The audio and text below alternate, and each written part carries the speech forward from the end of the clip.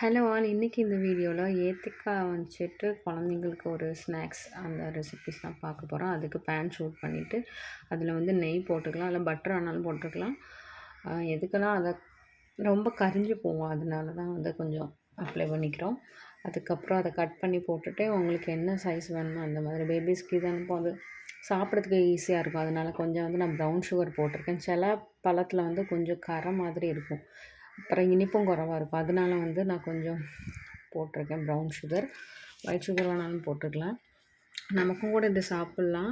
பச்சையாக சாப்பிட்றத விட இது கொஞ்சம் வெரைட்டியான டேஸ்ட்டும் கூட இருக்கும். அதனால தான் இங்கே வந்து மேக்ஸிமம் பேபிஸ்க்கு இது ஸ்நாக்ஸாக கொடுப்பாங்க. இது வந்து நான் ட்ராவல் பண்ணுறதுனால பேபிக்கு வந்து ஒரு ஸ்பூன் வச்சோ ஃபோர்க் வச்சோ அவங்க குத்தி சாப்பிடுவோம். அவங்களுக்கு கொஞ்சம் ஈஸியாக இருக்கும்.